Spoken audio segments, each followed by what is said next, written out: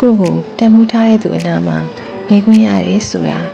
တကယ်ကိုကြီးမားတဲ့ဆုလက်တစ်ခုပါပဲကိုရဲ့တန်ဖိုးကိုသိပြီးအသိဉာဏ်ပြုပြီးတဲ့သူဟာကိုကိုနေအောင်ကြည့်အောင်မှာနေခွင့်ရတယ်လို့ပဲတွေးထွေးစီပါတယ်လူတွေအများကြီးကြတဲ့မှာကိုမျက်နှာကိုစာအုပ်တအုပ်လိုမျိုး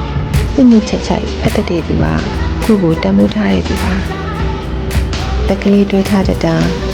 ခုံးလေးကိုတယူတရားနဲ့ပွေဖက်ပေးထားတာကိုစကားကိုတတိချချနားထောင်ပေးတတ်တာ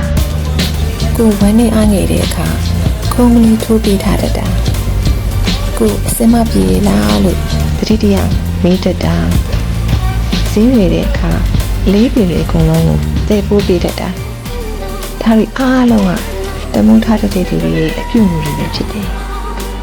ကိုစိတ်တတာလေးတွေကိုတတိတရားနဲ့မှတ်ထားပြီးတတ်တာကိုမကြိုက်တာတွေကိုရှောင်ပေးတတ်တာဒီအချက်လေးတွေကတမိုးထားတဲ့သူရဲ့အလေးထားလေးတွေပဲဖြစ်တယ်တမိုးထားတဲ့သူအနာမှာနေခွင့်ရတဲ့အခါကိုယ့်ရဲ့မိရဲ့တိုင်းရွှေရောင်လေးရဲ့တူပါပဲ